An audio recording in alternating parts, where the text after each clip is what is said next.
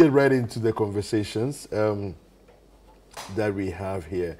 The EC is saying that they're admitting that the voter register in the Ajumako-Enyan Essiam constituency is bloated. Let me read the story first of all, and then we can talk about it. All right, so this story is on citynewsroom.com, which of course is your one-stop shop for all current affairs updates that are happening. EC must apologize to Ghanaians for bloated voters register. The NDC is speaking. The story by Abigail Arthur. Let me just give you the details. The National Democratic Congress has called on the Electoral Commission to issue a public apology to Ghanaians over what they describe as a bloated voters register. The NDC argues that inaccuracies in the register could compromise the integrity of the upcoming elections and potentially disenfranchise many eligible voters. Now, during a press conference in Accra on Monday, the EC acknowledged responsibility for the inflated voter register in the Ajumako-Enyan Essiam constituency, attributing the issue to an error. The NDC had previously accused the Commission of colluding with the ruling MPP to inflate the register by over 3,000 voters. However, at the press conference, the Deputy Chairman of the EC, Dr. Bosman Asari, clarified that the Commission had inadvertently included voter transfer lists from 2020 and 2023 in the current register, leading to the inflated figures. Now, speaking on Eyewitness News on City FM on Wednesday, Dr. Tanko Rashid Computer, the NDC's Deputy Director of Elections and IT, stated that the EC could no longer be trusted and called for an external audit. He also reiterated the demand for the Commission to apologize to Ghanaians. We said that we don't trust their internal investigation. We're calling for an external body to audit them because this EC cannot be trusted in even handling their own data. And the quote continues, listening to them, they migrated 2020 transfers into these current transfers by bloating it. They should apologize to Ghanaians, he stated. And that's what we have here. Now, Larry,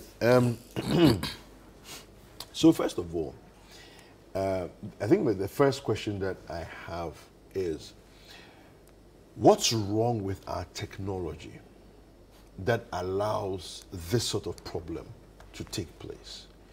Because in an era of biometrics, in an era of advanced technology, AI and all of that, honestly, I don't think we should be having these kinds of incidents. Seriously. Except by human intervention and having these manual systems, or every time some kind of manual system is coming back in, even though we have, you know, a digital society and we're trying to digitize, I don't know what you think. So, good morning to our viewers. But before I respond to your question, have you heard something, an expression that I think it's a computer language that says garbage in, garbage out? It's the first principle of IT. When they are teaching basic computing, MS-DOS, the very beginning, they teach you whatever you put in is what you're going to get out. So don't be surprised if what you get is not what you are looking for. Is you put it in. Exactly. So who put this thing in? Who did? The EC official. Exactly. Well, that's why they apologize. But my question is that in a world where we have biometrics, shouldn't the systems, if they are working properly, already alarm and alert us that at the point of the registration of new voters, at the point of transferring voters... Don't belabor at this point. See, is there easy listening to anybody? Well, I would imagine so. They are not listening to anyone. they've assumed a posture of, you know, of war, where combative, very reactionary, and so on and so forth. You had told these political parties that you were going to do an exhibition. And over the years, what happens is that when the exhibition is about happening, you hand over the register to the parties. You even ask them to bring a CD-ROM for you to download whatever it is that you have gathered for them. Yeah. So that they could assist you in cleaning up the register. And this has been happening for decades. How come this time around you gave that assurance, but when the time came, the people were still at your doorstep knocking? That, listen, we haven't received this thing. Yes. Okay? I remember. And they went, you know, statement after statement, I think press conferences upon press conferences, and nobody was talking. At best, if the EC talks or replies, they'll tell you that, oh, they should just, you know, we are working according to whatever it is. Everything, they should trust in the process. Trust in the process. You've arrested one of your officials, according to the deputy EC boss, who has just been granted bail. Why would I register to vote in, let's say, my village, Akachi? Yeah. Okay, but by the time I notice, my vote is crossed over to another region, let's say Brunhafo. Without my knowledge. Yeah, without my knowledge. So the day comes, I walk to wherever I registered, and then my name is not there. And I'm disenfranchised. Listen, the kind of passion that elections come with, these are not the things that we need to be dealing with. These are not the things we need to be dealing with. Hand over the register to the people, as we've always been doing since the days of whoever. And then let them help you to clean up the register. They are stakeholders, major stakeholders in all this process. You mean as in the parties? As in the political parties.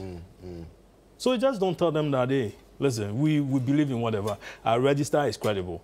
In the midst of admitting that there was an issue, he still went ahead to describe the register as credible.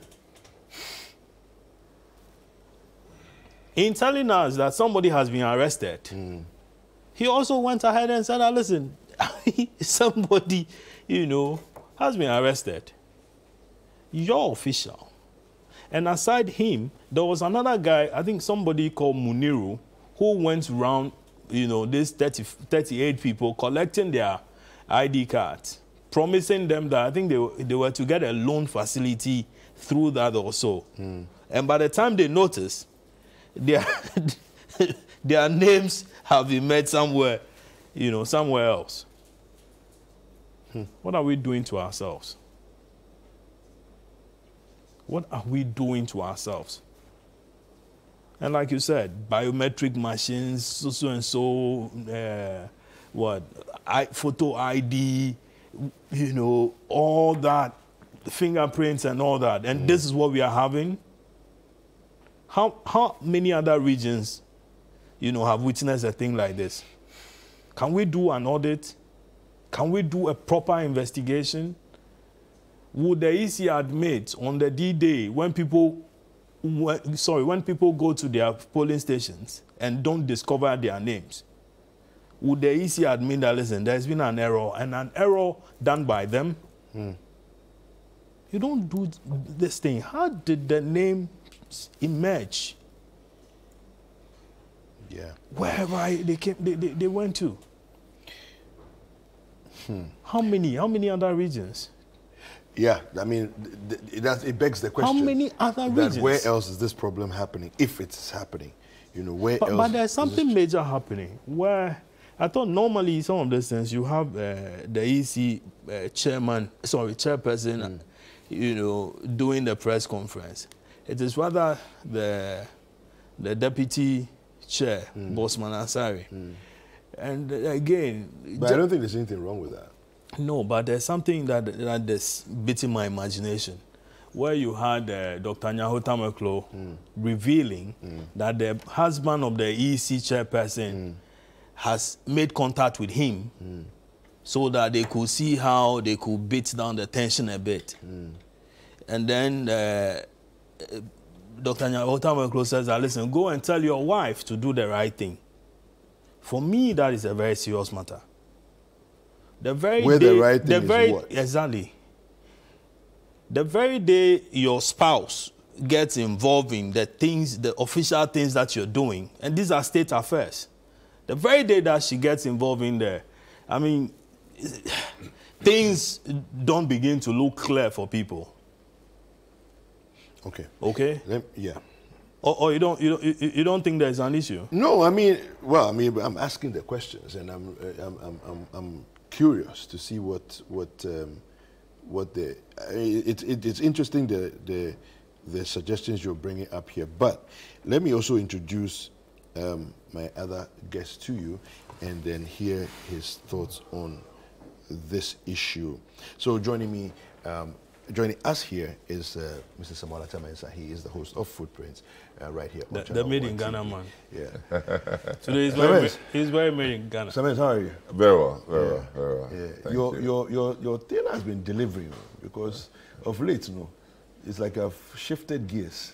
Yes, off late. It's off late. Off late. Yeah. We need to meet Have you ever noticed that? No, it's a hair. It's a hair. Yes. Oh, okay. We It's need to not meet a her. he. It's not a he. he. No. It's a hair. Same as Richard Sky. Yes, please. Oh, okay. Courtesy of this guy. We are all aligned. No, he's showing. He's showing. I'll go say good morning. He's showing. It's nice. It's nice. It's nice. So, Samuel, the question that we're talking about the EC, and the EC has made an apology saying that the challenge with the bloated register at the Ajumako-Enyan Essiam constituency was due to an error, and some of the transfers from 2020 and 2023 voter transfers were included by mistake in it, and so it accounts for this bloating that's going on here. The question I have is that in 2024, with the level of digitization that we're supposed to have achieved, and biometrics and all of that, how are we still coming up with some of these challenges? Because I would imagine that what we want is for the systems to immediately flag a problem, because of our biometrics and all of those things. And maybe I'm being simplistic, maybe I'm being naive, but I would imagine that with Dr. Bawumia's efforts with digitization and the country's advancements and so on and so forth, why are we still coming up with some of these problems? Well, thanks. I was listening to my brother with a lot of excitement.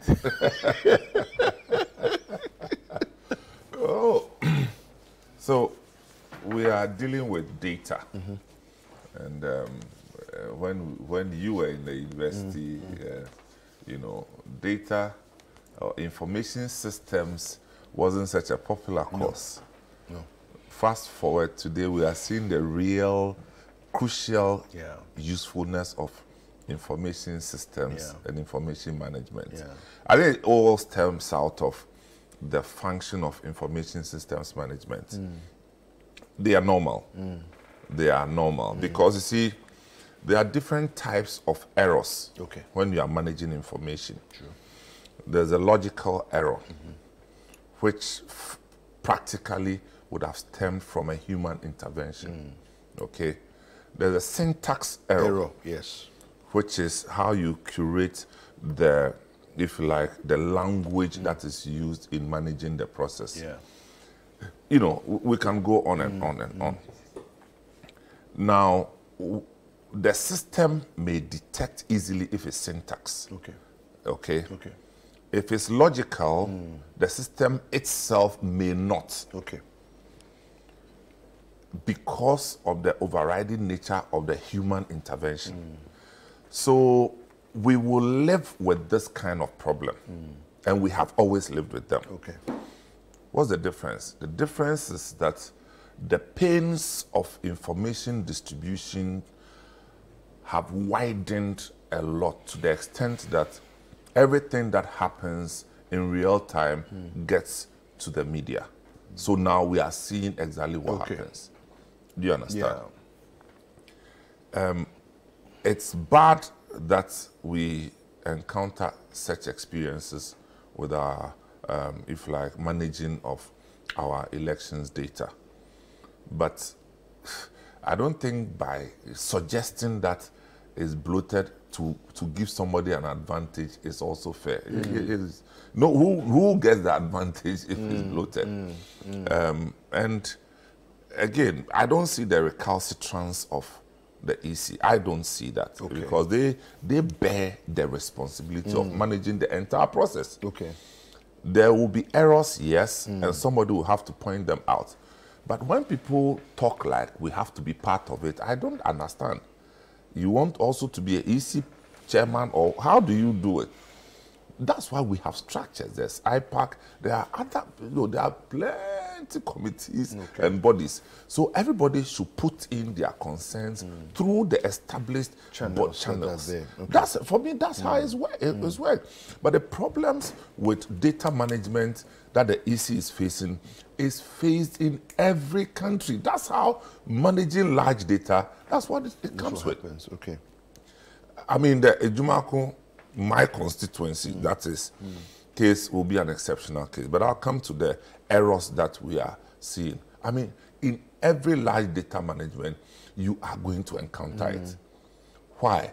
Because the sourcing of the information is from third parties at all time. When you are writing your name, I'm not there. If you misspell the name, it gets captured into the system. When the system processes it, it might bring an outcome that is not desirous of your intended purpose. So I'm just saying that is part of the process. Maybe the EC should have a different approach of, if you like, a weekly update on what is going on, the negatives that they are seeing, and how they intend to correct it. Because the heightened anxiety is because people are suspicious of the entire process. And if people are suspicious, you can't blame them. Maybe they've had past experiences, maybe they've heard something, maybe there are people within the EC establishment who are compromised. You understand? So for tourism, I think going forward, the EC should adopt a system where every week they, if you like, address updates of what is going on. Then we will be assured that all the errors that have been identified are being attended to. I mean, for me, that's how I see it. What about, and maybe just a quick comment on this, Dr. Tamaklo's perspective or his feeling about the EC's function, in all of this, because he makes a comment and he says that there's a story we have here, and it says that Dr. Tamaklo voiced serious concerns about the EC's handling of voter transfers, questioning the legitimacy of the process, particularly how voter transfers are conducted without the direct involvement of the voters themselves. And then he has other comments there. Well, it's for the EC to respond to that. I mean, the EC has to respond. If indeed what he's saying is what it is, and the EC must respond. But again, to Dr. Tamaklo, if it's illegitimate, just go to court. If indeed it's illegitimate, then, I mean, you are a senior statesman. Your voice goes far.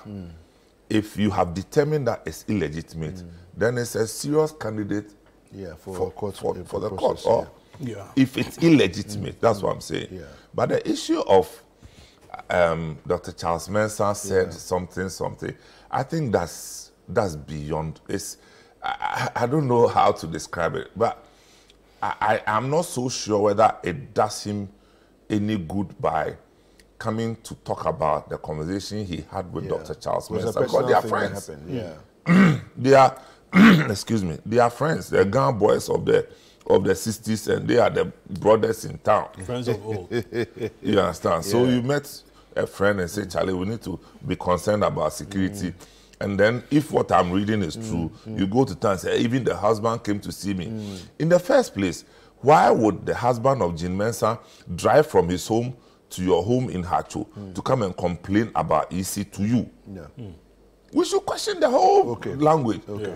He drove to you to come and complain because you think Dr. Charles Mensah believed that you, Dr. Nyao Tamaklo, you have the solution.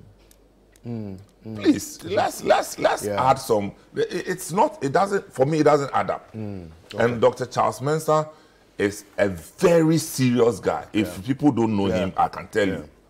He's a very, very serious, and he prides himself as being a serious gunman.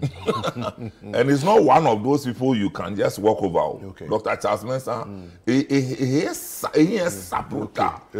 He has gravitas. So I'm just saying that if he said it, you and I were not there.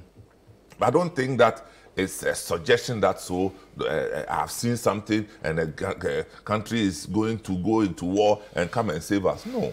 Friends meet and they talk. So maybe within that space, Nyaho, what do you think about so and so? And it's okay if Nyaho even tells that, Charlie, this and this and this is what I think your wife is doing. So, Charlie, you to look at a way of influencing her to do what we consider right. But coming to speak out in public that I spoke to Dr. Charles Mensah, Uncle Nyaho, I think that one you got it wrong. Dr. Nyao Tamaklo is somebody I know personally. So I am saying it with respect that as for that one, going out to talk about the conversation you had with Dr. Charles Mensah, I think it's a low blow. So Uncle Nyaho is also my uncle.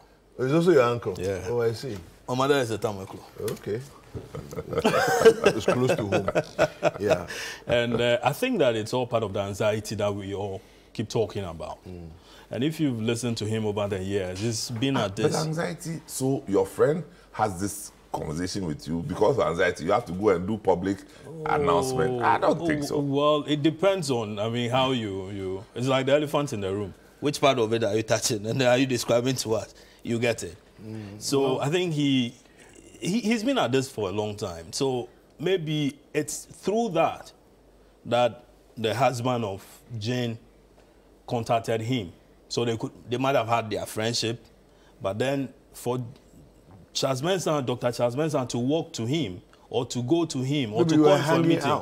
Is that? But he has to prove that the man drove to his house to come and complain to him. Oh, well. You see, it's sounding like he came to me too. But why would Dr. Charles Mensah come to you? Because in that story... But you are Council of State. In that story, he talks about, ask him.